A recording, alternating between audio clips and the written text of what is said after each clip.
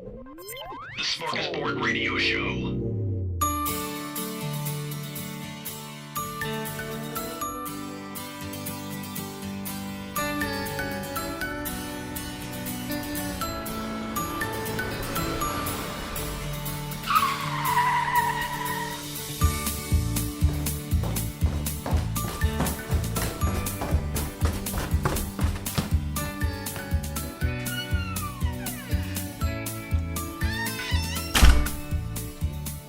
A show that has been banned in Cuba, North Korea, Iran, and Syria, and we're working towards the United States. You are listening to the SmorgShow podcast, episode 125, recorded July 3rd, 2021. And we have a little bit of a change in our scheduling. Last episode, you remember at the end, I said that Allie would be hosting this next episode with me. There has been a slight change. She is not going to be here on this episode, but she will be on the next one. And the good news is that you don't have to wait another 4 to 6 weeks for the next episode. We're actually doing 2 back-to-back recording sessions this weekend, July 4th weekend, and she's actually coming out to the studio tomorrow, which will be July 4th. And by the time you actually hear that episode, it'll be, I think July 10th is when we're going to be releasing it. So only about a week later, we'll play Allie. And we have a very big announcement to make about what will take place on the next episode, which we will discuss later in this episode. But in the meantime, I can't do this alone. I need some help. And so back in the studio, we welcome back to the studio our chief conspiracy correspondent, Jerome Malauskas. Welcome back, Jerry. Hello there. Welcome. Yeah, you obviously do need help. Pretty soon you're going to have put in more episodes than Dave, and I'm going to have to start paying you more. Yeah, you have to put my name in the bill for once. Could I at least cover your transportation costs? Because I think they're getting pretty outrageous now. Oh, well, with the hike, was it $1 hike in gas prices? I don't know. I don't really own a car, but yeah, no, they've doubled out here. I'm paying over $3.50 a gallon now. Well, man, so that means that they doubled. They were like what, $1 or something? No, it was $1.75. I think about a year and a half ago. So yeah, well, what it is what it is. And it ain't what it ain't. No, that's right. So we are kicking off the 4th of July weekend. God bless America. God bless America.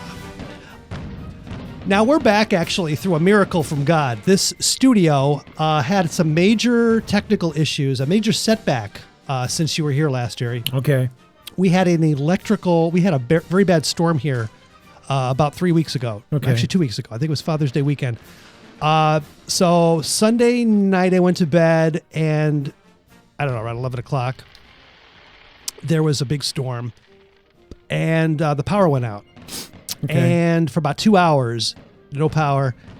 And I was getting really hot upstairs in my bedroom. So I went downstairs to go to sleep on the couch because it's just much cooler on the lower level. Yep. And the power came back on. And then I heard this repetitive popping noise. Pow, pow, pow, pow.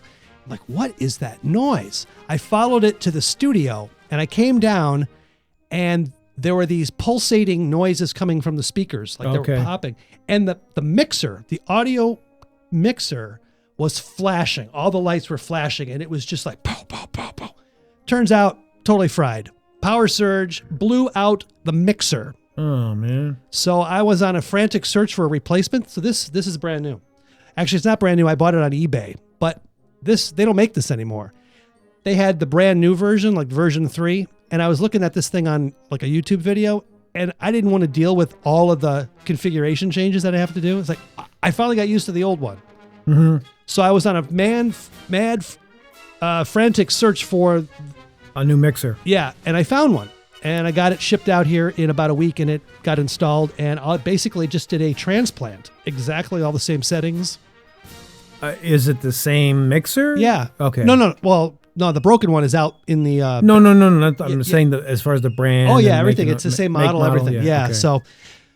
So I was panicking because I'm like, all right, we got a couple shows planned for 4th of July. I need to have a mixer. Mm-hmm. So nothing down here was working. So anyway, I ended up getting a surge protector because I've kind of been playing with fire for a long time. Oh yeah. So everything down underneath the table here is now protected. So we'll see. But yeah, it was pretty disheartening because these things aren't cheap. Well, yeah, it's protected until the inevitable EMP from the sun comes through. But until then, we're good. An electrical storm's no problem. So 4th of July. Are we really free and independent, though? Hey, I thought you said the show's going to be more neutral. Well, it depends. I think I will say this. I will say this one thing. Yeah. Free and independent in some regards is a state of mind. So even if the political situation doesn't always pan out the way you think it should, there is a way for you, even in bad times, to have a measure of that. But it's really up to you and your own mental state. Oh, yeah. Oh, geez. That doesn't sound good. Is that another thing they got fried in the storm? I don't know. That is really weird. I was testing it earlier and it was fine. So we're going to have to not use that microphone. Well, at least for now until we do.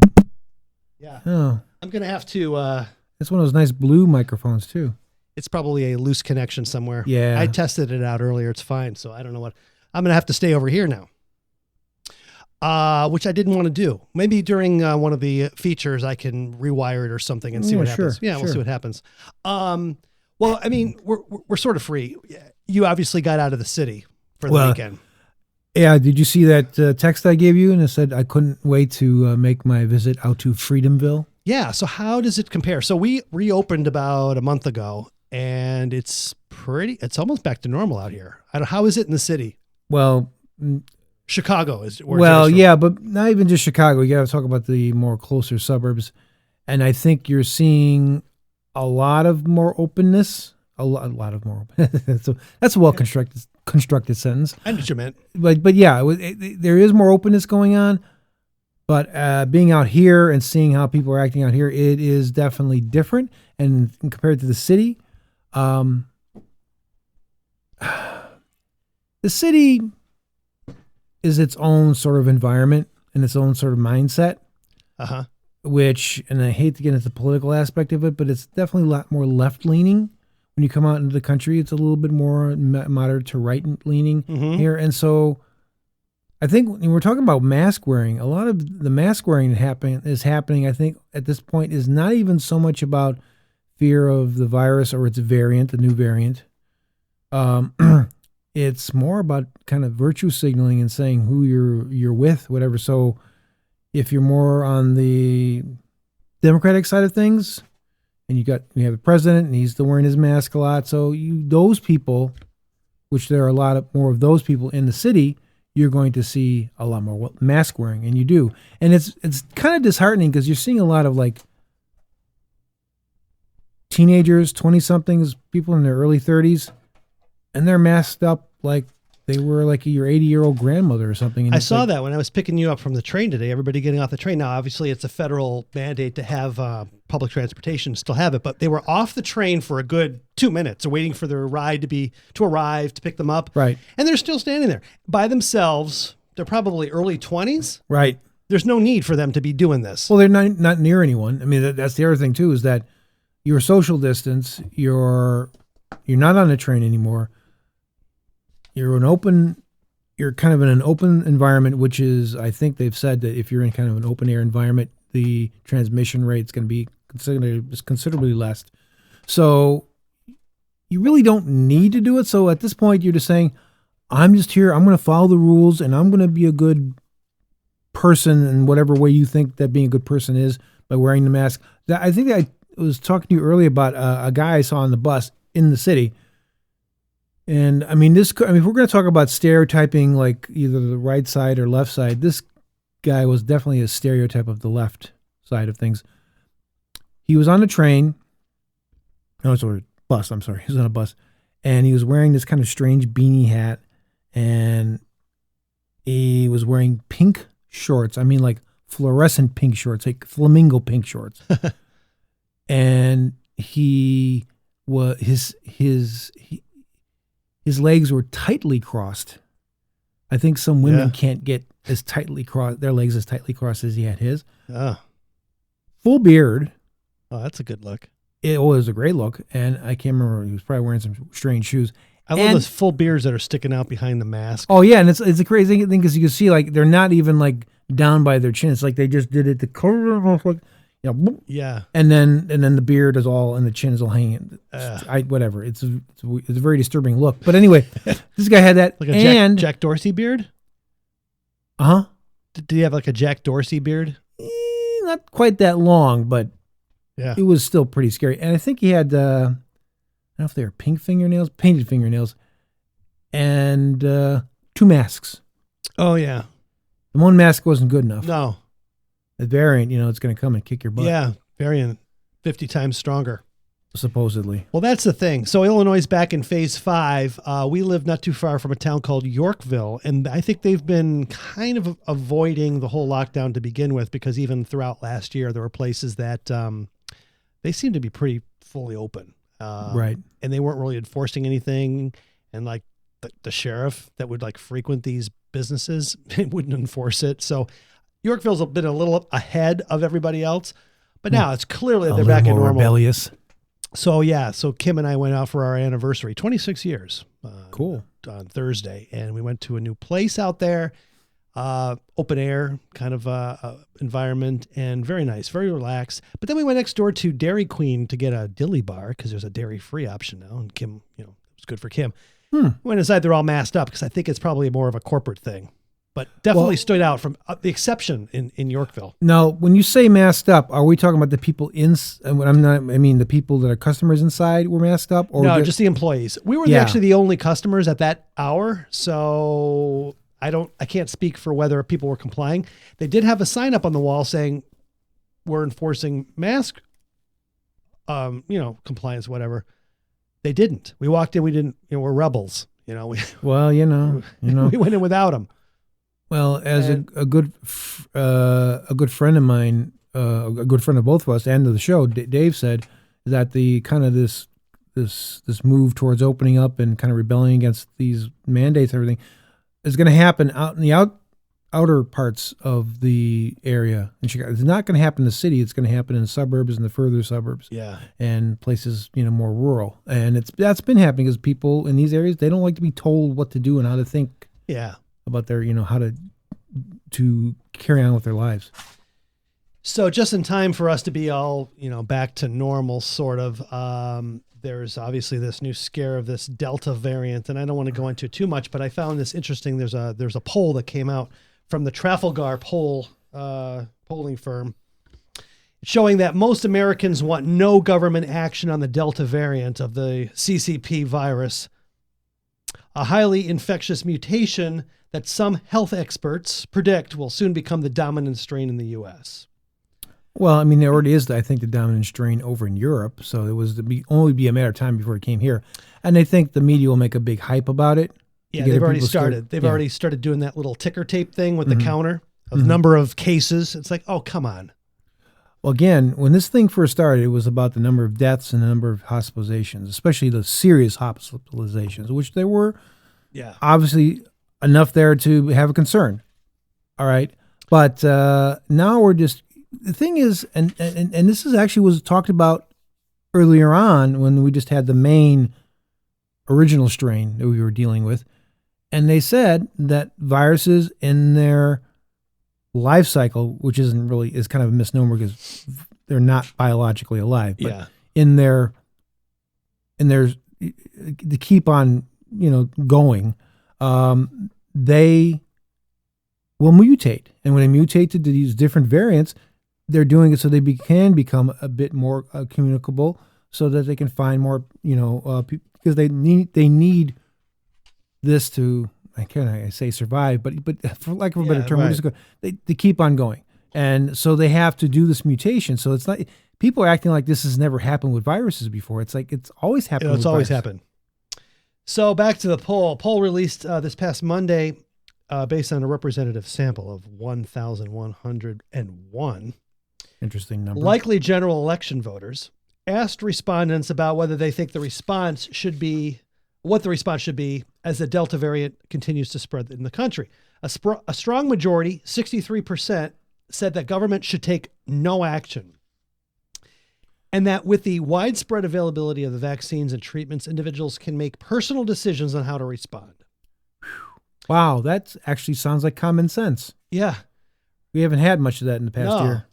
Respondents who identified as Republican showed the greatest opposition to government action in response to the Delta variant, with 83.4% saying government should stay on the sidelines.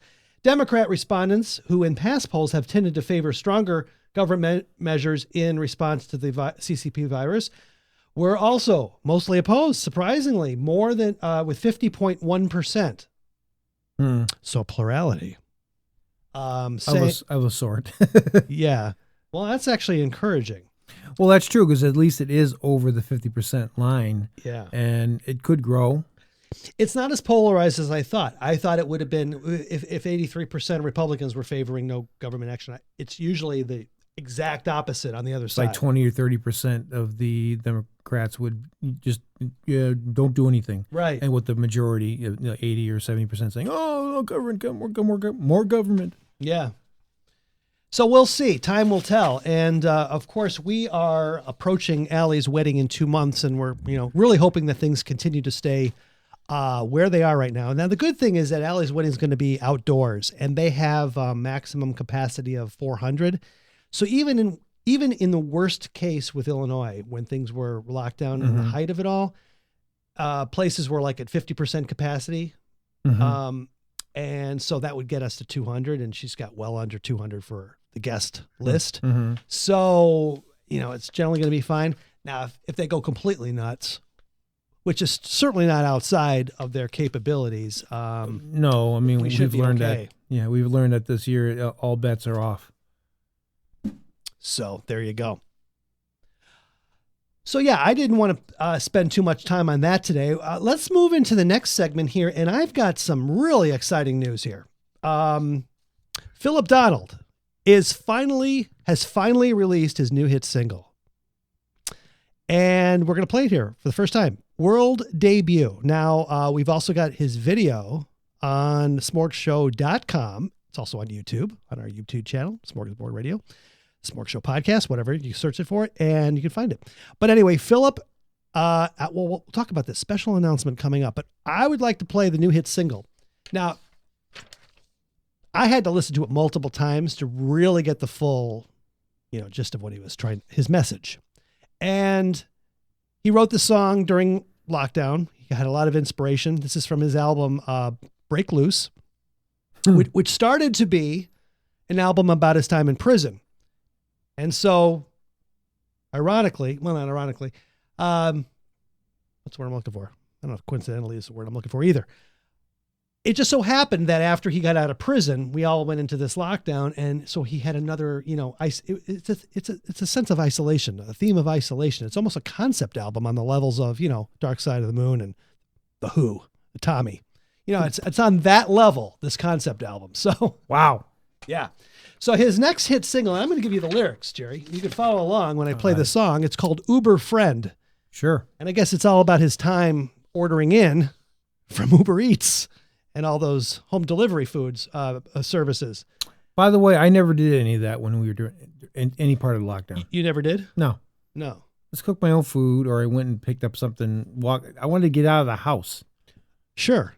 Well, Phillip was in that other stage where he was more of the mostly at risk.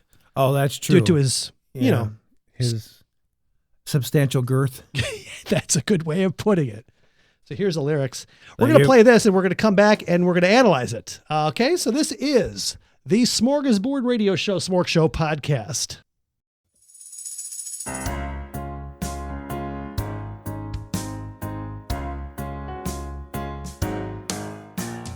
One more towel wipe across my head.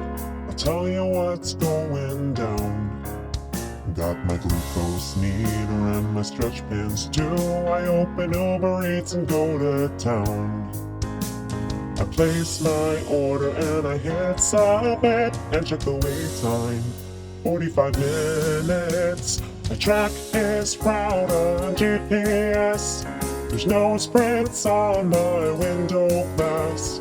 My tummy is turning, but I can't tell if it's the butterflies or that I haven't eaten since 12.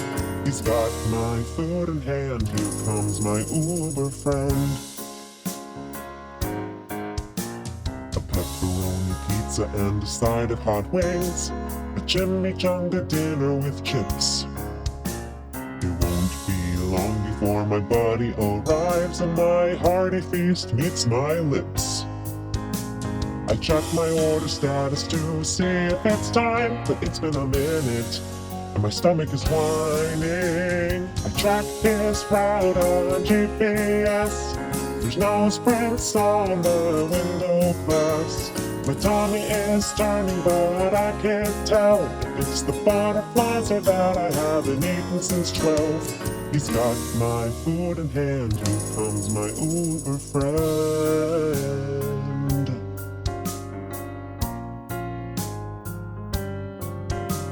We've gotten rather close, you see. There's details that he knows of me, details that he says he did not need.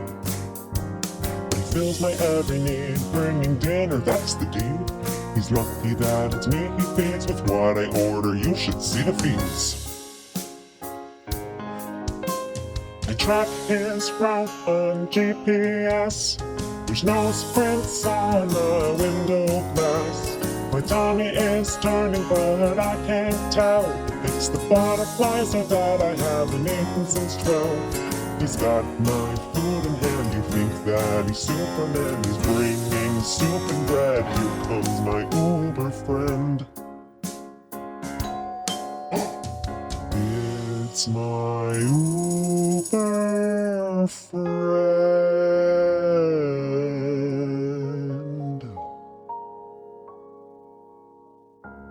Come on in. Wow. I don't know, but if I was the Uber driver, I might be a little intimidated.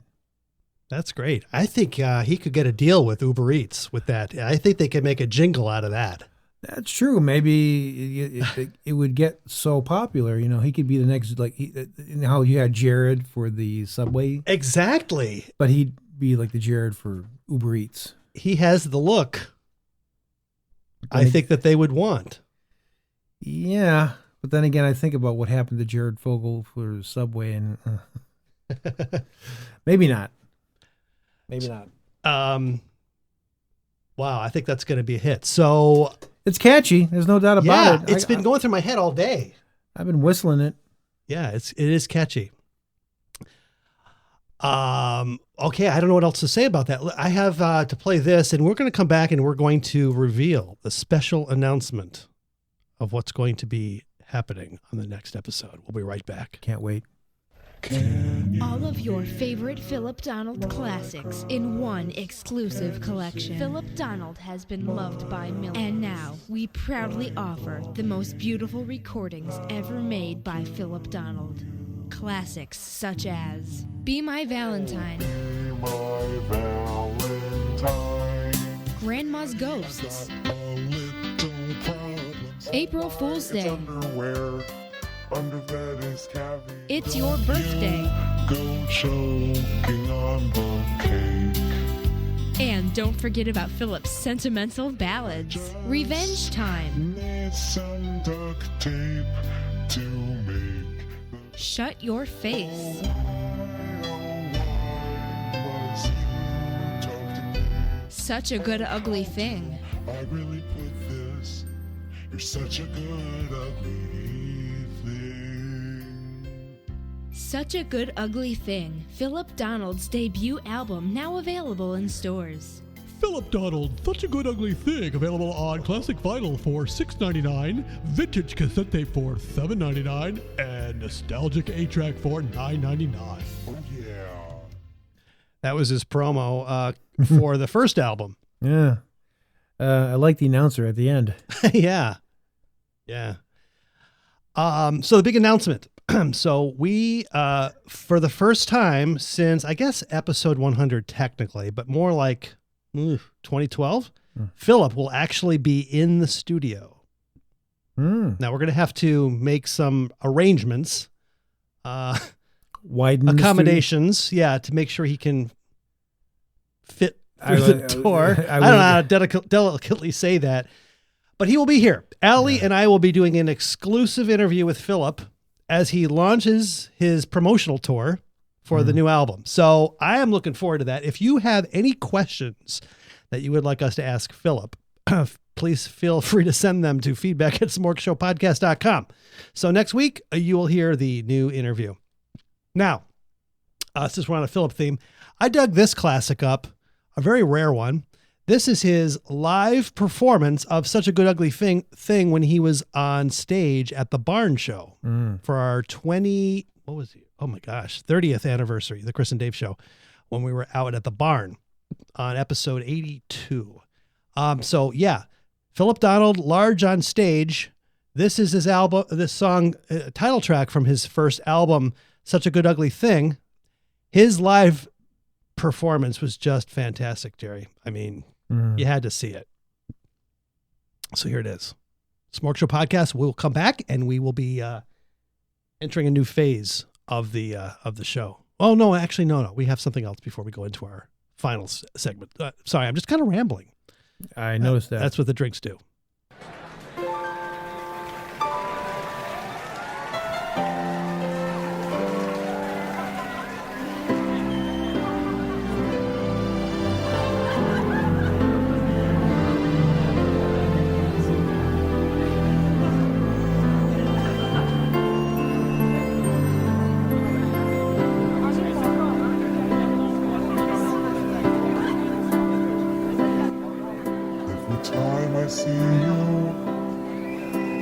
Causes me to shriek, 'cause I can't stand to see that ugly face of yours. But despite your features, you're one really. Oh, how do I really put this? You're such a good ugly thing.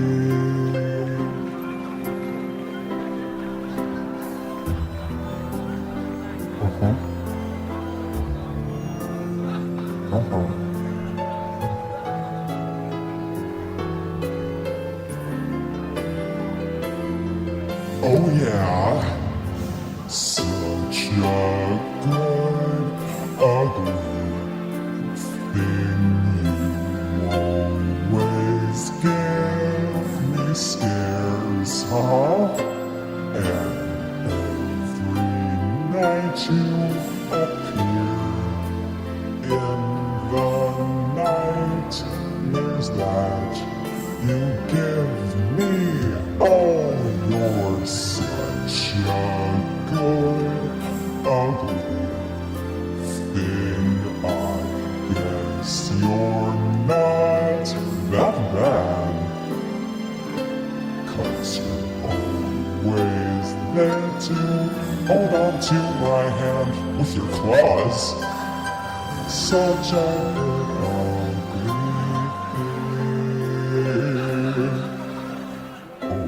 How I love you, such a good ugly thing.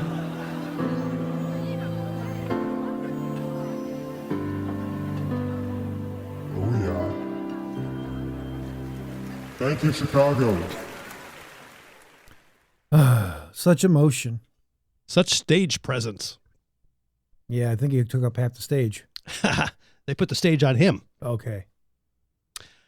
Okay, so we're looking forward to more next week on the SmorgShow podcast with Allie back in the studio for the first time since I think April of last year. She'll be giving us a lot of updates on what it's been like to live on her own. And obviously her wedding plans. She's got a big week ahead, as I understand. She's got the big makeup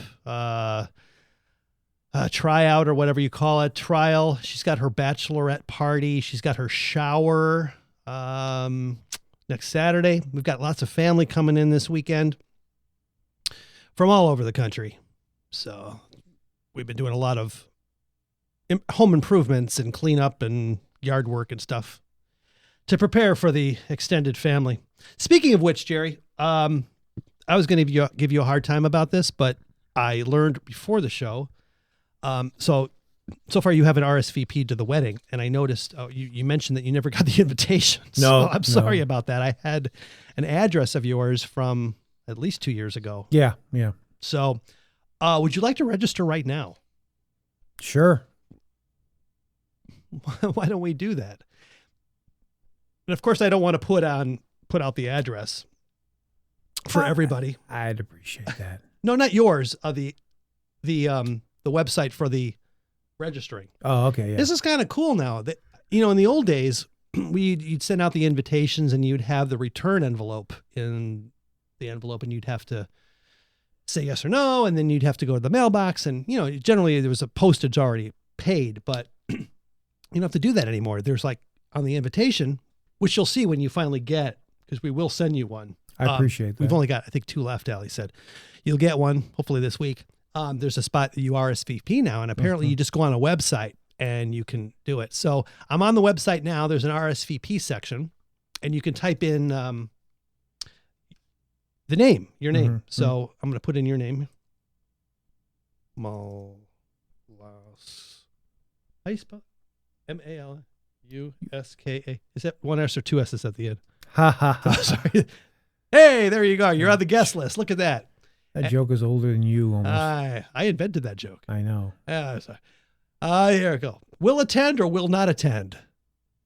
Well, do I need the Jeopardy theme? The little dun, dun, dun, dun. Obviously, I'm going to attend. There you go. That goes I without just clicked saying. Submit RSVP. There we go. Okay, there you go. Now, Allie just got an alert. RSVP, you know me. She probably has it on vibrate or something, and so your RSVP just reached her. Okay. Oh, I can review the registry. Oh, so you could actually, there you go. You could shop. Would you like to shop for the gift right now? You could go here. Ooh. How convenient. So anyway. So that's how it works. So you can go back there. Vitamix, huh? Vitamix, yeah. They got a $500 blender on the list.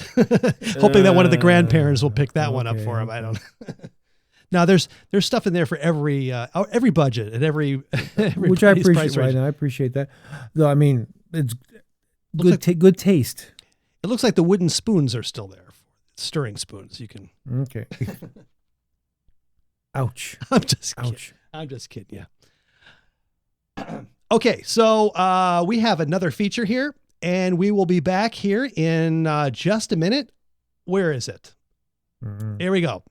So last week, Baba did his first of 3 installments for his wedding planner series. And so he's got a new installment here, number 2, just in time for you, Jerry, number 2. And we'll be right back. Hello, everybody. This is Baba Gonesh, your wedding planner. That is right. Last time, I gave you installment 1 of 3. Today, I give you installment 2 of 3 of my wedding planner series. As we head into the summer months, when weddings are very popular, and our very own Allie is just a couple months away from tying the knot herself. So, today, we are going to speak about wedding traditions. Hindu weddings are vibrant, intricately planned, culture-rich festivities full of celebration and tradition. While the very essence of a Hindu wedding ceremony is the physical, spiritual, and emotional union of 2 people, it's also about the coming together of 2 families through prayer and celebration. Your international news correspondent Baba Gonesh has tracked down one of South Asia's top wedding experts, Jignasa Patel, to get some answers to many FAQ. That stands for Frequently Asked Queries. Jignasa Patel says that a Hindu wedding lies somewhere between the couple's expectations while blending their family traditions. With many rituals and many ceremonies leading to the main ceremony day, it binds the couple and both families for eternity. My first question for Jignasa Patel. What should I wear to a Hindu wedding? It is common for guests to wear traditional Indian clothes, such as saris or lengas for women and long-sleeve tunics and pants for men. Build each event outfit as if you were outdoing yourself from the last event, saving your most glamorous outfit for the day of the wedding ceremony and reception, says Jignasa Patel. If you decide to go with a more Western option, remember that women should have their shoulders, legs, and occasionally arms covered. Men should wear long sleeves and long pants. Both men and women need to bring something to cover their heads during the ceremony. Bold, vibrant colors are heavily encouraged, but please stay sure to stay away from white, which is associated with funerals. Also black, which is considered unlucky. And red, the color of the bride. Well, the color of the bride's dress. How long is a Hindu wedding? The events of a Hindu wedding normally take place over the span of 3 days, with different events taking place each day. The main ceremony and reception on the third day, as well as the Sangeet during the second day, are attended by most of the guests. The Gonesh Puja ceremony that commences the wedding events on the first day is usually an intimate event with only close family in attendance. Be prepared for early morning events, says Jignasa Patel. Hindu wedding celebrations are based on auspicious times, predetermined and provided by the priest. Next question. How big is a Hindu wedding? Well, they are bigger than most Western weddings. An intimate Hindu wedding can consist of an average of 150 to 200 guests, says Jignasa Patel. You don't only invite family and friends, but at times the entire community from your hometown. This number can lead into the thousands, even in the US. Will the newlyweds kiss? Traditionally, there is no kiss at the end of a Hindu wedding ceremony as a result of the predominantly conservative culture. However, this varies greatly on the couples themselves as well as their families. Now, this does not mean that there is no intimacy between the bride and groom. Oh, no, silly. If you want to hear more about those spicy details, you need to subscribe to the Baba Gonesh podcast for the bonus content, and Baba will share with you some additional details around what happens on the first wedding night for the newlyweds. Next question. Will there be alcohol? Oh, it is important for attendees to know that there is no alcohol served or brought to the Hindu wedding ceremony, says Patel. The ceremony is impactful in many religious traditions and customs, starting at 1.5 hours leading into 3-hour-long ceremony. While traditionally the wedding reception is also alcohol-free, many modern-day couples and families are breaking away from this. Baba always likes to keep a fresh stash of sauce on hand at all times. I keep a small quantity within my thermosteel flask, which I will provide a link to within my blog post. And finally, should I bring a gift? Gifts are usually not brought to the actual ceremony, though this can vary. If you intend to gift something to the couple, have it shipped to their home. The only exception is if you intend to present them with a monetary gift, in which case this would be given in an envelope at the wedding reception. I personally welcome the idea of cash over a check, as I do not have to worry about reporting it to the IRS. And that is all I have for Baba Wedding Planner Installment number 2. Next time, I will be talking about the wedding vows. This has been Baba Gonesh coming to you live in lockdown in Punjab. Day 463.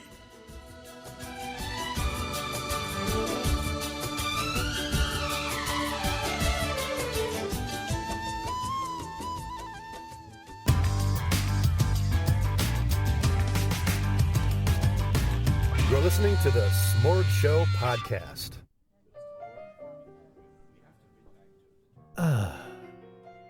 There we go. Relaxing. All right. I don't know why he's worried about the IRS. He lives in India.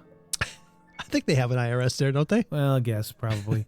Punjab, huh? Punjab. Ah, you know, It's that's a beautiful country. Well, yes, it's one of the many parts of India, And that is a part of India that is a host to or the origin of another great world religion called Sikhism. Yes. So I'm wearing, in honor of that, I will wear a turban right now. No, I'm sorry, I don't say that. Take that back. This is usually where we pour the moonshine or whiskey or something on, but I'm still working on my beer here, and you've got a coffee. So, but I do have, I've got moonshine in front of you. Oh, I did see that. That's rather nice. I like those little, they're mini like mason single jars. serves. Yeah, and there's a little shot glass over there. So you know, feel free to kick back. So we are in the final segment of the SmorgShow podcast. Time's just flying by. Mm-hmm. This is, I'd like to call this Culture Corner. Okay. Not to be confused with Culture Club. Do you really want to hurt me? Oh, these look nice. Well, you know, what cultural, what are we going to dive into culturally? Right Well, I've got something here from the Prevention Advocacy and Resource Center on terms that should not be used any longer. I have two categories: violent language and identity-based language. Are these going to include microaggressions? I don't know. We're going to find out together. I just thought this was interesting. Let's start with violent language. Okay. Violent language in this list may be explicitly or implicitly violent expressions and metaphors that are used casually and unintentionally. These examples can be easily replaced by saying something more direct. Okay. So you don't want to use words like killing it. Okay. Should say great job or awesome. You know, if somebody's doing well, there are other ways to say so without equating it to murder. Yeah. I actually never use killing it. Hey, man, you're killing it. Okay. I mean, fine, I guess, but it's like you'd have to have lived under a rock not to understand what that meant. Yeah. But are you saying are we getting a larger number of people out there in the world that are actually getting offended by that particular usage? I guess so. Okay. Just wanted to check. Similarly, we got take a shot at, take a stab at. You know, you should say give it a go, try. These expressions needlessly use imagery of hurting someone or something. Trigger warning. I don't think I used trigger until, I don't know, last 3 or 4 years. Well, here's the thing. Ironically, trigger warning comes from the kind of people who are having problems with saying take a stab at it. Yeah. It's sort of okay. Fine. Yeah. And they're usually the ones that are saying I'm being triggered. So, okay. Possible alternatives meaning content note. What does that mean? Drop in. I don't get that.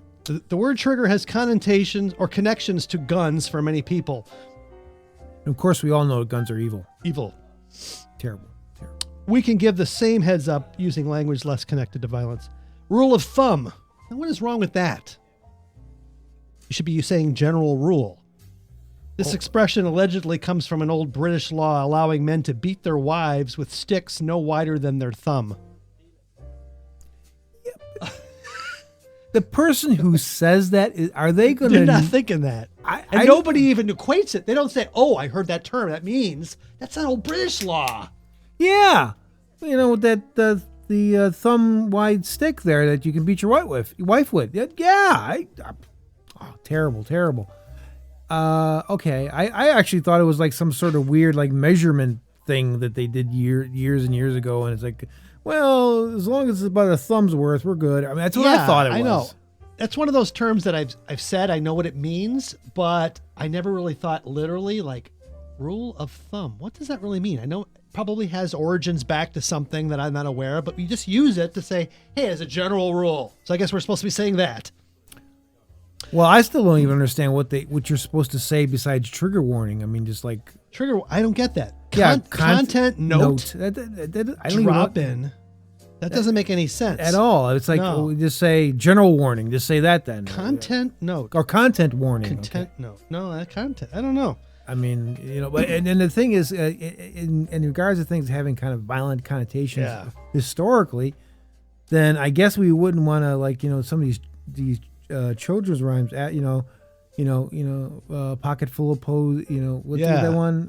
Ring around the rosy, pocket full of posy. Our shoes, we all fall down. It was about the Black Plague. Right. Oh, you can't say bubonic plague. I'm sorry. The Black Plague, yeah. You gotta be careful. How about go off the reservation? Disagree with the group or defect from the group. This phrase has a harmful history rooted in the violent removal of indigenous people from their land and the potential consequences for someone that left the reservation. Yeah. It's another term I never really used in general conversation. I really haven't either. And I could almost, with that one, I could almost say, yeah, maybe you should, I could live without that. Because to me, it's like, that's not one of our brightest points in history as far as America is concerned, with the whole putting Indians on reservations sort of thing, or Native Americans or Indigenous Americans. I don't even know what to call them. I don't know what to call them anymore. I mean, it's not saying anything. But whatever, putting those people on those reservations, it's not cool. So if that left the lexicon and nobody ever said it again, I wouldn't have a problem with that one. And the last one on the list, I don't know what about this one. Wife beater. Why would you put that on the list? You should say white ribbed tank top, tank or undershirt. Well, the other. Wait a minute. There's actually a ethnic slur version of this. Oh yeah. Yeah, and general warning. There's the wife beater.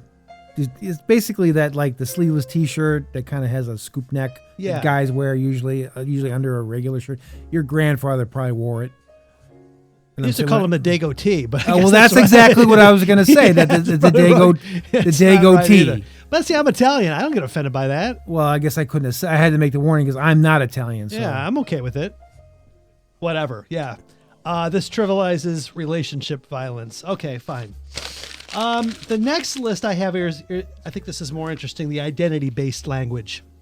Oh, this should be fun. Let's see. Identity-based oppressive language includes a range of word and phrases, including slurs, unhelpful euphemisms, and exclusionary words and phrases. Important to note, the appropriateness of some identity-based language varies between insiders and outsiders of a group. Oh, yeah. So, it's like the N-word rule.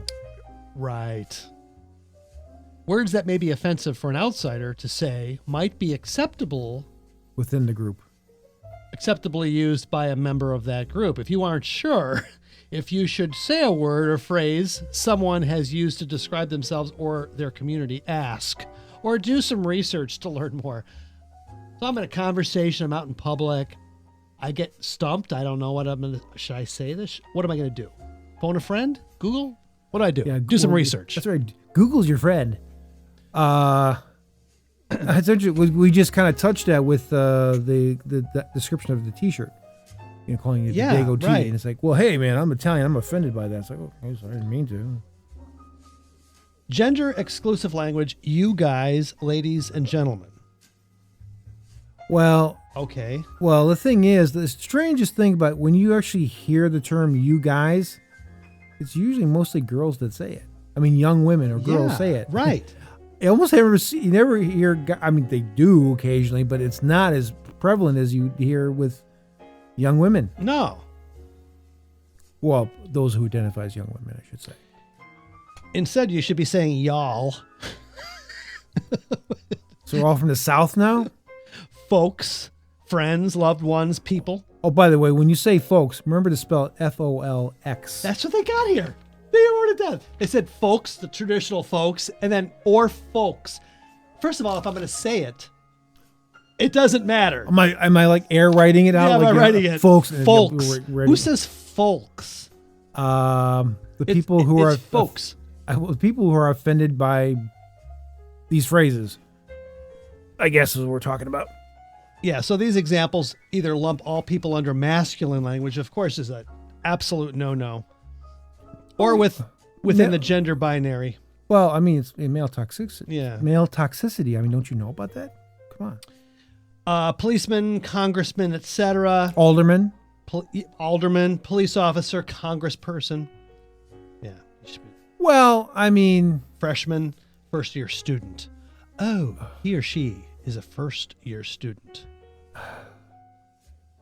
Actually, of all of them, that's really the only one that's gender specific. I mean, it's sophomore, junior, senior, and there was no gender on that one. But as far as, I always thought it's kind of strange that they called, like, for example, here we were in Chicago, and in the city of Chicago, they have a council, and it's filled with aldermen.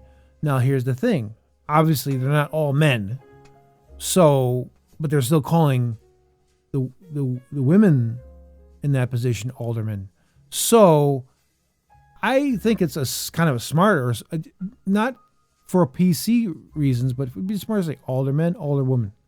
It's that's it. Yeah. It just makes sense. And I'm not, like I said, it's not for PC. If a woman wants to call herself an alderman, that's great too. But I mean, having that as the option, I think that's fine. So because I don't want to be like, there's just certain people that are kind of knee jerks, like, oh, you want to change everything. No, sometimes new things, are kind of archaic and they could use an update, but not in this sort of like 1984 PC newspeak sort of approach, which is kind of what we're dealing with now. Yeah. She or he, you should be saying they, or ask their pronouns. Yeah. You went through English class. Remember the he, she versus they? You don't say they. It's, yeah, well.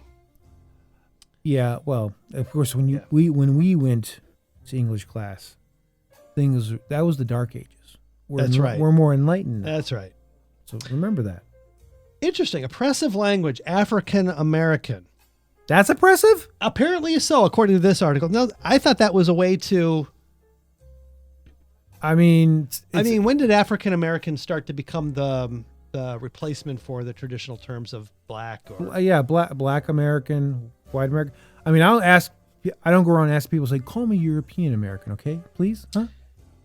But okay, whatever. So now African. Now they're saying possible alternatives, black. That's what we started 30 out years with. ago. For black folks born in the United States, FOLX. hyphenating their identity can be interpreted as othering. There are a lot of sociology professors who have a lot of tenure and way too much time on their hands. They sit around in the faculty lounge and they come up with this crap. Certainly, because there's absolutely no reason. I mean, this thing was brought on. I actually remember when this phrase was first brought into the media, and I remember the person who did it. It was Jesse Jackson. It was back in the late 70s. Say, we got to move away from these, just calling people, black people black and everything. We got to move towards African American to affirm our roots and all that. Yeah. And yada, yada, yada. I always thought African American was a bit over the top. Mm-hmm. I mean, because again, I don't go around and look at Chris. Lithuanian American? Well, all right. I mean, the thing is, I don't need to say I'm an American and my descent is Lithuanian, but I don't call me Lithuanian American. No, that was never a major issue. And black and white, I mean, it's kind of weird with the Asian situation because when we're identifying, you say say Native American is red, say red person. And then yellow. But the thing is, because there's a negative connotation with the word yellow as far as like cowardice and like you're just a yellow-bellied, coward, blah, blah, blah. You can't say yellow people because that, I guess in this framework would just seem to be offensive, I guess, because it would be like saying they're a bunch of cowardly people because you're calling them yellow, which is weird because that's just the terminology. I'm not literally white, and black people aren't literally black, but we used it as a kind of a placeholder term for the general skin tone of the person. And with Asian people, the skin tone leans a little more towards a kind of beigeish yellowish thing, but that doesn't mean that they're strictly yellow either. Where did the term yellow journalism come from? That's a good question. I thought you would know. You guys, the one time you got me on it, but I know what it means. You mentioned when you said yellow people, I was thinking yellow journalism, and I don't know what. Well, obviously that means like a journalism with a lack of integrity. So you see, well, that's another example of how the term or the word yellow is negative, has a negative thing. So when you're talking about East Asian people who are yellow skin, I never got that. Yeah, I never understood that. Yeah, but that's because that's my guess, because I can't see another reason.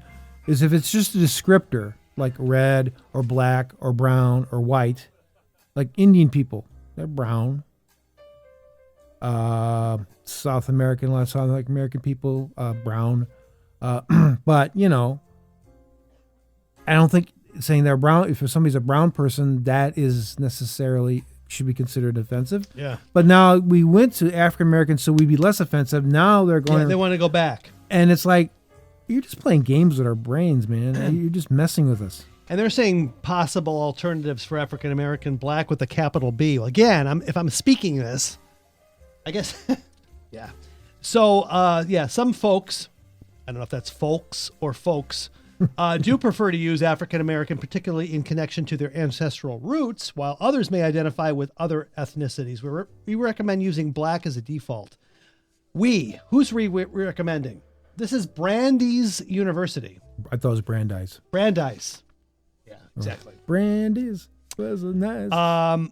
But being open to adjusting if asked to. Okay, so let's see. The next one is, this falls under the category of ableist language. But this is such a minefield. Oh, my gosh.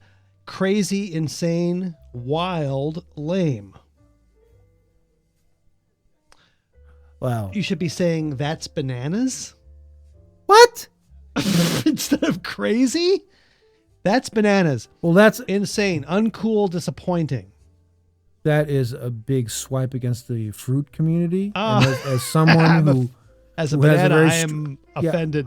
Gosh, really, as a banana, I'm proud of my yellowness, and I do not want it associated with mental instability. Okay? I'm so offended. Generic people of color. So we should be saying BIPOC.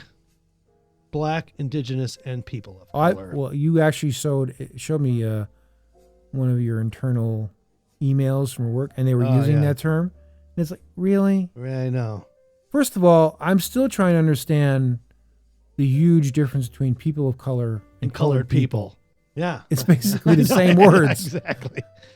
Other than the fact that, obviously they probably used it in the South a lot. And so they was like, okay, we can't do that. So they flipped the word, they flip the word order around, and they're like, okay, now that's acceptable. It's like, whatever. And then they have a bunch of things that are being replaced with LGBTQ, tranny, and the word that we used to say in high school for gays, also equated to cigarettes. Yeah, they still use that in British would probably still use it. Can I bum a fag? Well, yeah. You bump. Can you? He's got a box of fags on him, and it's like, what? Huh? Yeah. So there's a bunch of that, but we shouldn't say transgendered. It says transgender. While grammatically correct, transgender without an ed at the end is used to avoid connotations that being transgender is something that is done to a person and to create distance from misconceptions that being trans requires a before/after surgery or other formal transition. I don't even know how to unpack that one. I mean, because we're splitting hairs of hairs. I mean, it's like, could you be more microscopic with your scalpel of just trying to get through the very most particular inference that you're trying to make? Anything less than that very, very, very narrow definition is offensive. What? All right, now we're getting to crazy land. Oh, I'm sorry. I should be saying banana land. Bananas land? Long time no see. We say we're going to crazy, or we're going to bananas land. Where were we before? Oh, I know, though. This is getting worse now. Long time no see. What's wrong with that? Well, let me tell you. You should be saying, I haven't seen you in so long. Is this like an ableist thing? No, these terms, as well as other expressions being broken English, originates from stereotypes making fun of non-native English speakers, particularly applied to indigenous people and Asians. Oh, long time no see. Really? Seriously? Oh, I'll be sure I'll never say no tiki no washi. Never say that anymore. No can do is another one, you know. Hey, wait a minute. No can do. What about then they'd have to take away that Hall & Oates song. Remember the one? Yeah. I can't go for that. No can do. Can't go for that. No can do. We're gonna have to outlaw that song. I love Hall & Oates. I love that Hall & Oates song. Come on, man. Ah, it's gone. It's canceled. I'm not liking this cancel culture very much. How about to get gypped? To get ripped off. Oh, let me guess. Gypped as in like tying in with gypsies? Gypsies, yeah. Yeah, I kind of figured. Connected to the racial stereotype that gypsies are swindlers. Well, there is actually a particular term that I would say is offensive, and it's related to another group that's they would say is kind of known for being, you know, on the maybe not the swindling side, but the cheap. This might be next. Go on. Okay, well, you know, we don't want to. When you're negotiating with somebody, you don't want to Jew them down. That's it. That's the next one on the list. Did you write this article? No, but I kind of figure. Yeah. I know the mindset. To get haggled down. I personally like to use the term Catholic them down, but you know, that's just me. Yeah. Similarly, it's based on the stereotype that Jews are cheap and or money hoarders. No. I'm almost done here. I've got two more. Sold down the river. Should be saying betrayed. This expression refers to enslaved people who were sold as punishment, separating them from their families and loved ones. Okay. And finally, Indian giver. Oh, that one I don't even know who uses that anymore. I kind of agree with that one. I'll give you sit Indian style. Sitting Indian style. Well, that just means Cross-legged. Cross-legged. Yeah. Oh, you can only say sitting cross-legged now. Well, that's not on the list, but I'm adding it. I mean, that's another one that we use. Or Indian, Indian giver. Yeah, just to give something back, rescind a gift. I haven't heard that since the 70s. No. And I always thought the Indian style. At first, I thought it was maybe Native American, but then I realized, well, you know, especially when you talk about yoga, and how people in South Asia a lot of times will be sitting in more of a cross-legged style in certain situations. On the floor, somewhat, you know, just traditionally. I could see where it's tied into that as well. But I mean, certainly when somebody says Indian style, sitting Indian style, I don't think that when I know you said you added that one in, but I don't think that would definitely be, I personally would not. And if I think it were Indian, I would, of course I'm saying this as somebody who's not Indian, but I don't think I would be offended by that one. Does anybody play cowboys and Indians anymore? That was like a big thing. Yeah, it was. And, you know, of course, never wanted to be on the side of the Indians because they always seem to lose the game. But yeah, so that's the end of that list. I thought that was just kind of interesting. No, they would call them now, instead of playing cowboys and Indians, is that you would have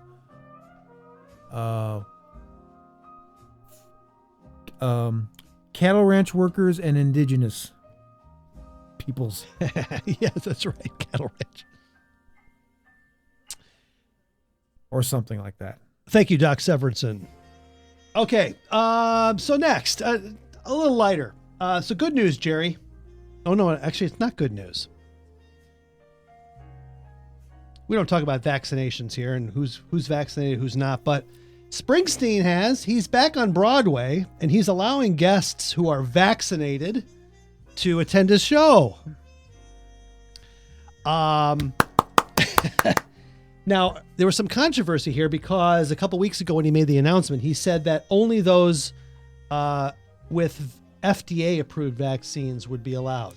So that actually would, if there were people from Britain coming here to see the show, the AstraZeneca, they would be out of luck.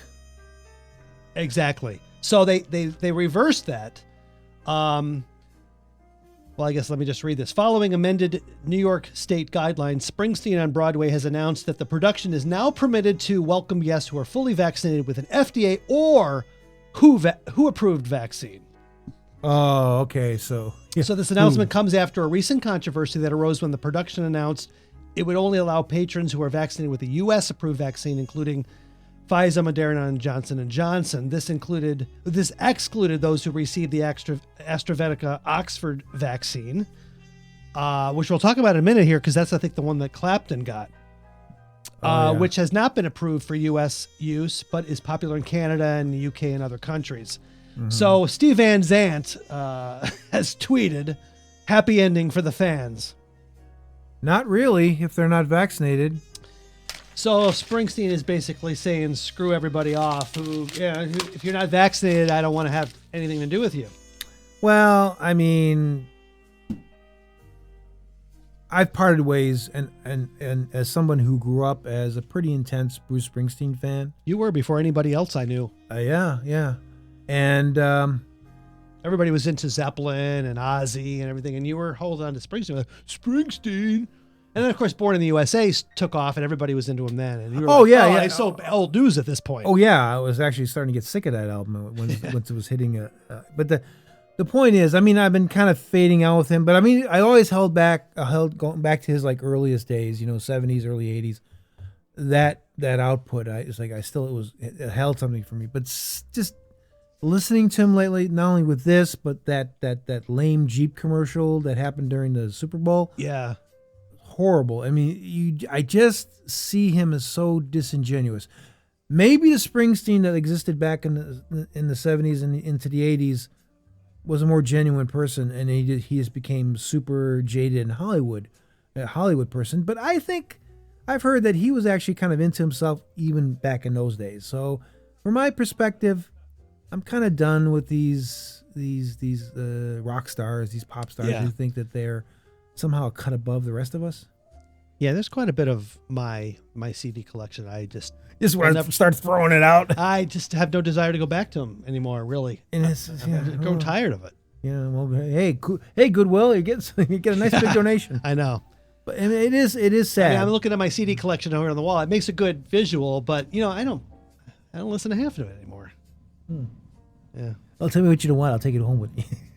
So I'd like to contrast that. So Eric Clapton has been in the news. We've talked about Van Morrison a lot in the last few episodes, but Clapton is sort of in the same camp, and he's being ostracized for his speaking out against his situation. But I mean, he's only reporting his experience with not only getting the vaccine, but the experience that he had with it, and also how his children have really been. He's kind of been at loggerheads with his children. Yeah, he didn't. Yeah. So I pulled a few minutes out of this recent interview that he had done, and you had sent it to me, and it was from some video. I think the thing that people talked to him was it was a website called Oracle or something like that, or am I getting that wrong? Possibly.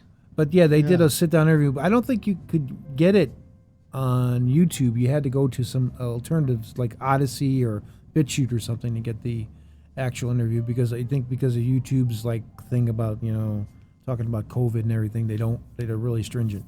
Yeah. So this was definitely from another, and they talked to them. The interviewers or people talked to him, and he I thought it was a pretty good interview actually, and he was pretty candid, and he seemed pretty down to earth about how he felt about not only just the situation with the COVID lockdowns, especially as bad as they were, like in the UK, which is was one of the worst countries for lockdowns. Yeah. But so just talking about also his kids and the other stuff too. Yeah. So I pulled out a few minutes here. I've got a few clips. Some of them are just a couple minutes, but I thought I'd play a little bit of this because I thought this was interesting.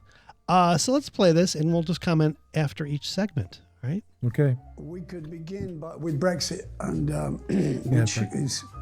Hold on a second. I got to kill the jazz. All right, here we go. Yeah, here you go. Let's try it again. We could begin with Brexit, and which is what I felt about that is irrelevant. But what I noticed was that there was a lot of trickery going on politically, and I became seriously disenchanted, and and were suspicious about the way the government was handling everything and deceit. And I've got a good, I think I have got a good deceit, like a bullshit radar. And I just saw there's something wrong, and it's getting wronger all the time. And by the time the virus came along, it was clearly in chaos.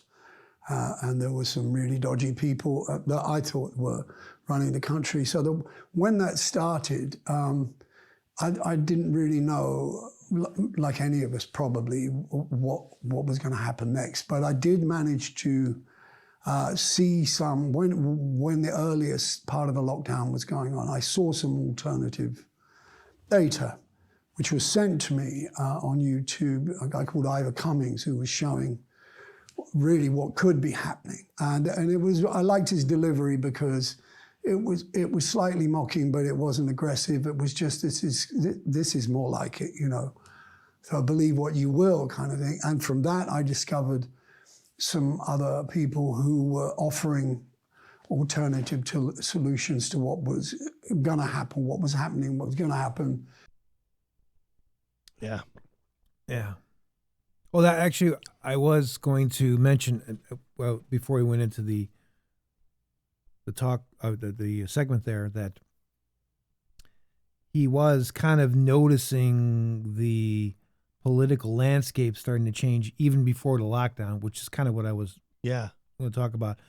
And I actually had watched a few videos of the guy he's talking about, not too many though, so I don't really know much about him, but he did mention another guy, and this is another little blurb or interview that he was following by a guy named Hugo Talks, who was also on YouTube and a bunch of other platforms. And he's kind of my main guy when I want to find out what's kind of going on in general with the current situation with the virus and other political things that are going on. So he's listened to him as well. I'm sorry, that's probably off a tangent, but I just wanted to throw that in there. Sure. All right, this is the longest segment I pulled out, but I thought this was pretty interesting. Yep. When they started to talk about rolling out the vaccine, I smelled a rat again. Just the way the focus was on this, and there was a race, and then it became political and national, and I thought, here we go again. It's the same old shit. But I was diagnosed with emphysema a couple of years ago, and I thought, well, I fit that bracket. That's pretty vulnerable. I mean, I'm 76, and if there is such a thing as this, and we didn't know anybody, where I lived, there was nobody that we could, even friends of friends of friends were. It was thin on the ground. I thought, well, I ought to have this vaccination for my kids, just so that I don't want to drop dead on them, or I don't want them to lose me. I don't want to lose them. All these the normal natural responses, I think. And then so I went and I got the notification you can come and get, and I was holding out for AstraZeneca because it came from Oxford. And so, I'm pretty naive about this stuff. And I thought, well, and also I'd heard that it was old school method of inoculation. And I went and had the jab, and I got a little green, like a library card. And I thought, well, that's what I'm going to show the people when I get on the plane. There's a lot of funny stuff about it. And within several hours, I was shaking like a leaf, and I went to bed early, and I couldn't get warm, and I thought, am I running a fever? I was boiling hot and sweating, and then I was cold, and I was out for the count for about a week, and I had been preparing for a project where I was going to be playing acoustic guitar with a couple of musicians, and we were going to film it. That week knocked me out. And I had to start again from scratch, and I was okay, but it didn't come off as well as I would like to. Because professionally, it was a huge setback, and it frightened the shit out of me because I didn't know how long it would last. I then started to find out more, and it was about that time that I ran into somebody. So I said, well, here's my number. We swapped numbers. He was on Telegram. So I contacted him, and he told me about a channel where I could find lots of information and a lot of support. And so I logged on to that. There's a chap called Robin Minotti who runs a channel, and it's for anybody that's concerned or is looking for, in my case, looking for support. For me, I'd felt so alone up until that point. I really couldn't talk to my family and my kids. My teenagers it seemed like they'd been brainwashed. And there was a lot of that kind of going on from other protests that were happening earlier. It was the first time I'd seen my kids passionate about anything, and I thought it was great, but I was being ostracized. And I could feel that everywhere. I could feel alienation because I held a different view. So I was trying to keep my mouth shut, but I was following the channel avidly, and bit by bit I realized that I probably shouldn't have had the first jab, but then I was offered the second. And I thought, well, what have I got? What's the point in, stopping now? So I went and had the second, and then it got really bad. And within about a week, I had lost, my hands didn't really work. I suffer from a condition already called peripheral neuropathy, which is nerve damage pain, really, which means that, I can get numb or pins and needles. When I had the second jab, and they do say that condition, by the way, is progressive and it's incurable. So I had expected it to be, it's manageable. I expected it to be something that would gradually grow worse as I got older, into my 80s or whatever.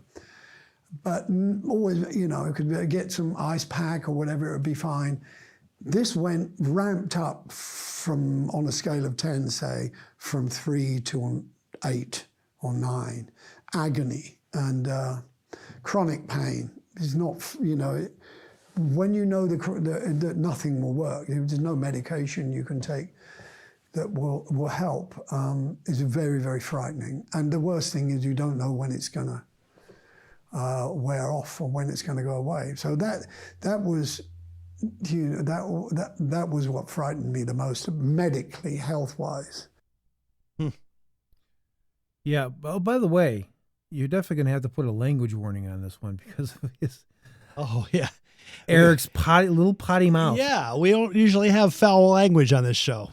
This is interesting. You know what? It's interesting about what he's saying in regards to that. Is the number one his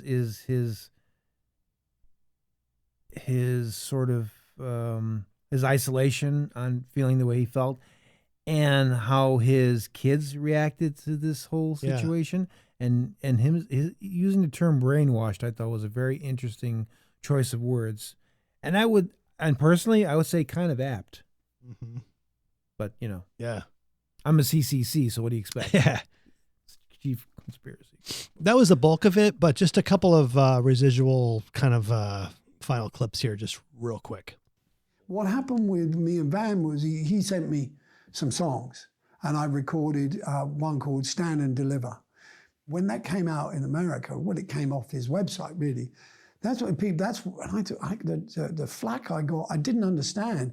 And I was trying to say, well, this was against the UK government. I don't know what's going on now, but Van, he's going to plow right on. When I heard the next couple of things that he put out, I thought, my God, this man is fearless.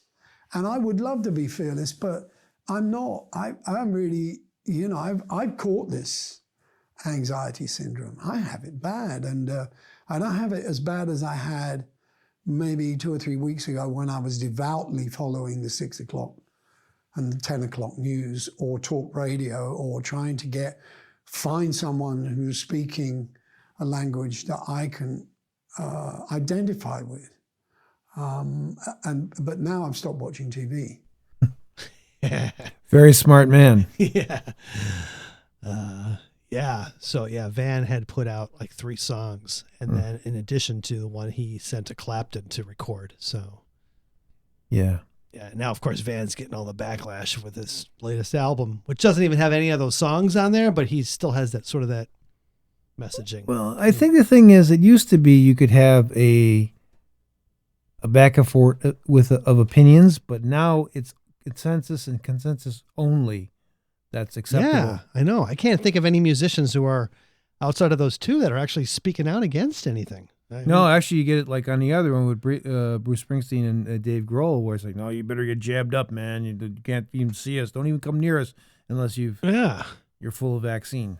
So, and that seems to be a general rule. Either that, or people are just in the industry, the music industry, whatever, are just not saying anything at all. Yeah, right. My fear is about what will they do to my children. My fear about vaccination is what will it do to my children. Part of the reason, maybe the biggest part of the reason why I'm talking here today with you, and that is, they may go ahead. There's no way I can stop them once they've turned 18. That's their choice. I think they see it as a short-term problem that they want to go to the Med or they want to go to another country. There's something to do. You just got to do that to get clearance.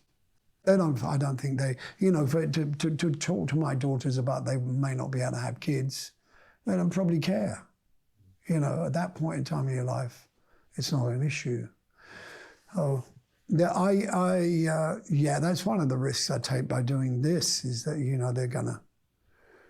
they're gonna look at me like, why don't you just keep your mouth shut, Dad? I tell you, the best bit about it for me is that I might be becoming a nuisance for those guys. I'd love to be an annoyance to some of them that sit around that table.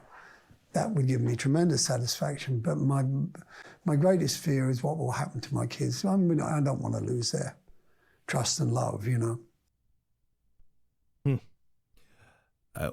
He says he wants to be an annoyance to those people sitting around a table. I'm just wondering exactly who he might be mentioning with that or pointing to with that. Yeah. No, I don't know. I think I'd like to be an annoyance to those people too, probably. Personally. Okay, last one. Real quick here.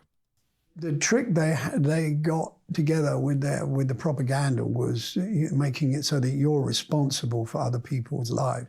So I can be labeled a murderer, and people would really believe that. That's powerful. It's very clever. I don't know what it will take. I agree that there would be. I've tried to reach out to fellow musicians. Sometimes they don't. I just don't hear from them anymore. My phone doesn't ring very often. I don't get that many texts and emails anymore. It's quite noticeable, Yeah. I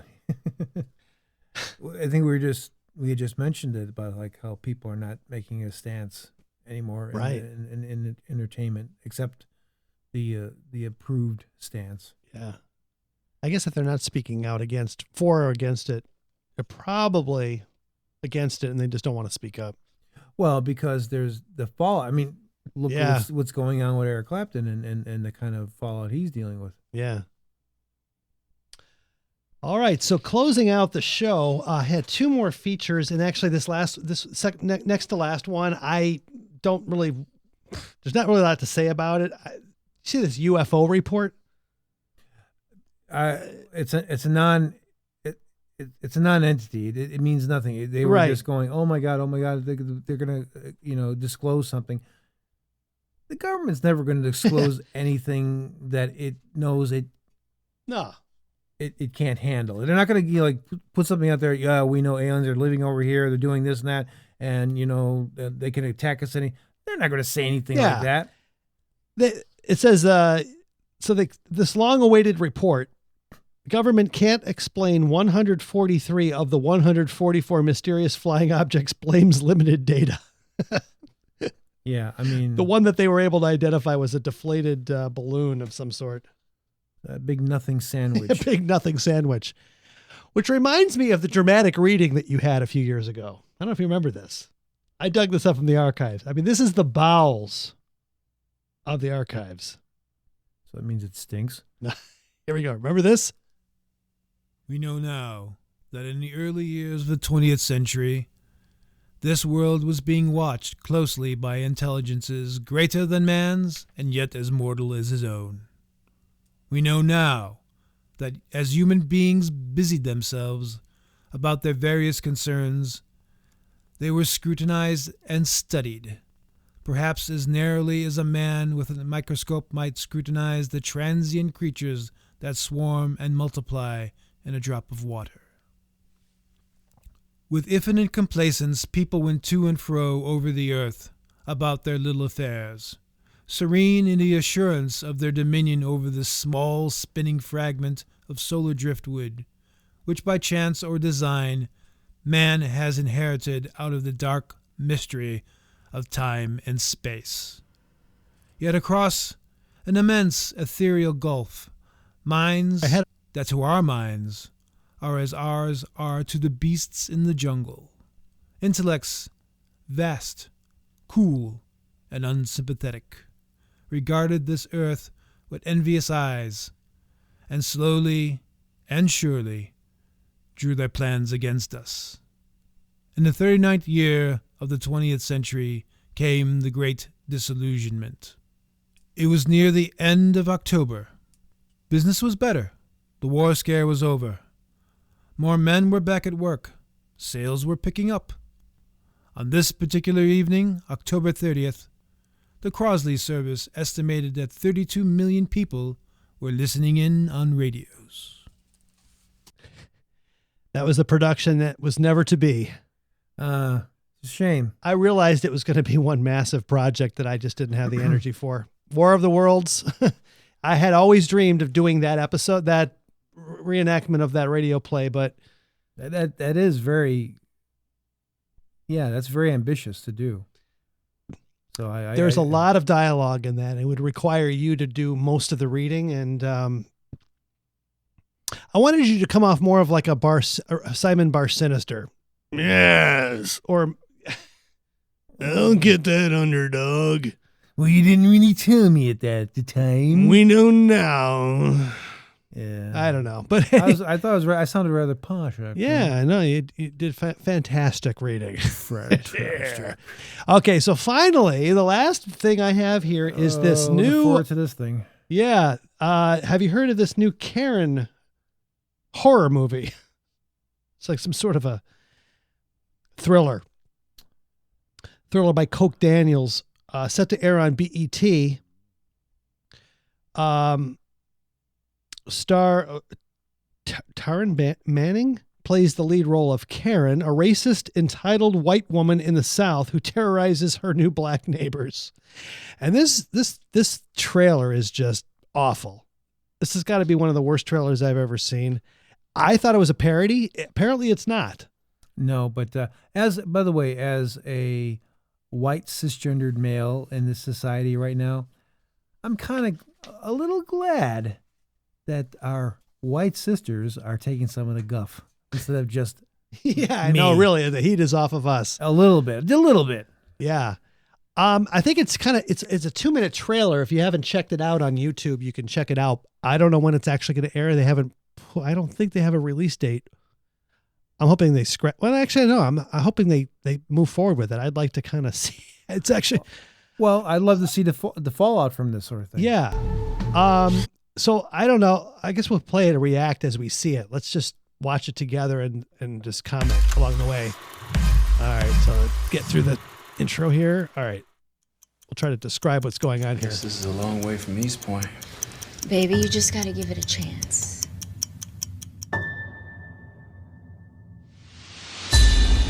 Tell me about your new neighbors. They're black. Do you mind keeping it down? Really, is that the first observation you make when somebody says, hey, well, first of all, what's the question? Who's going to ask you, hey, tell me about your new neighbors? No one really cares who's moving in.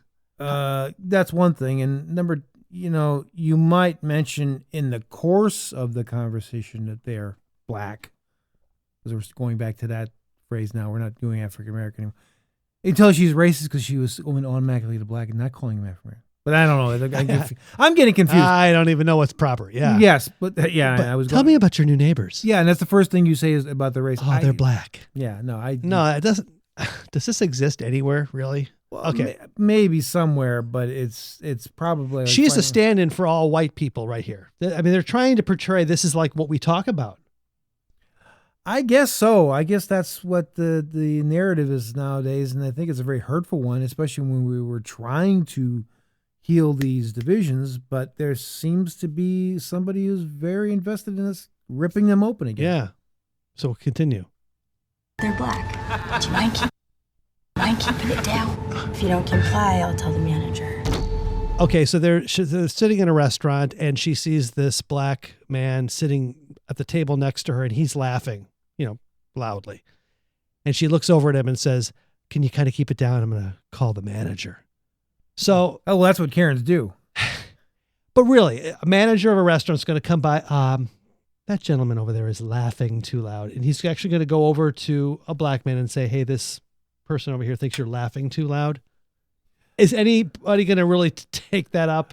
Well, not in this day and age, I think, especially because everything is so supercharged in a racial and social context. So I think if I'm the manager, it's like, just don't worry about it. Right.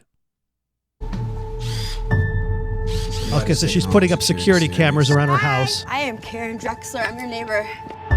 You need to be taking your trash cans off the curb right when the trash is picked up. Is she nice? So she's got a problem with the trash can sitting out of the curb after the trash has already been picked up. So she's, in his business. She's nice. Wait a minute. We have a white entitled neighbor named Karen. Karen. Okay, enjoy yourself. There she is, slaving away in the kitchen. Oh, really? Really? Who wrote this script? Really? There she is, slaving away in the kitchen, looking at her black neighbor. My cringe detector is off the charts. It's off the charts. I've come across some very suspecting teenagers. Suspecting? Can you please hurry up? Please, they're very aggressive. Yep. I left my wallet with my ID at home. Leave us alone. We didn't do anything. How the heck did you end up moving to this neighborhood? Next Now thing she's you pushing know- over the trash can again. She's got a problem with that trash can. Wait, so they had a bunch of black people without ID because it's difficult to get. What was that reference? It's interesting you should mention it because there's a guy who does videos. You heard of Ami Horowitz or whatever? Yeah. And he went to Harlem because one of the big things that is said by those people, basically, but the voting stuff is like, the thing is, there's certain people who have been very hard to get, and usually black or Latino people have a hard time getting IDs. And he just did a kind of person on the street thing with various black people, and he said, "You got your ID?" He's like, "Yeah." Did you find it hard to get? It's like, no. Yeah, right. DMV's down there, and Yeah, whatever. like- And they're all like looking at him like he was Yeah. like an alien. We or don't have a something. problem getting this. Yeah. So I think that they're kind of playing up this narrative as well, and obviously, what you're seeing here is the way a certain segment, especially within the entertainment industry, views race relations and how they view interactions between white and black people. Yeah. We have criminals. You take care of him, and I will take care of her. Would you mind stepping out of the car? My office has uncovered some disturbing information on her and her brother. She doesn't like black people. We have a search warrant. Well, I'm black. I know, she doesn't like you either. I want to sell the house. What'd I do? You can't tell me, huh? We are living next door to... Wait a minute. Yeah, a soap dispenser with the Confederate flag on it. Sure. Of course. Why not? You went in her house? You wouldn't want your wife to know our little secret, right? I was not standing, please. That's it. Oh, so our little secret. What the heck was that all about? I don't know. I probably don't want to know either. No. So I don't know who's going to watch that. I would just say, as the person who played Karen, I don't know. Maybe, I don't know. I'm not going to say what I want to say because I just don't want to get too heavy on this. But let's just leave it at that. Let's try to As we close out the show, we want to thank you for listening. This is the Smorgasbord Show with my good friend Jerry. Yes. A production that happens in the United States of America. That's right. And it's just been so good to have you out here. I know you've wanted to get a break from the city life. And I hope we've given you that escape for just even a few hours. Yeah, you kind of brought it back a little bit by watching this. Yeah, I'm sorry. This video that I just saw, but okay. All right. So I guess we can close this out and yeah, there's the theme song. Well, this is Smorgasbord Radio Show, SmorgShow Podcast. Chris and Jerry. What can I say? 312-95-SMORG. Feedback at SmorgShowPodcast.com. Next episode, Allie back in the studio after over a year. Looking forward to having her back here. Phillip Donald also back in the studio. And that's it. Thanks, Jerry, for coming out. Yay. Have a good one.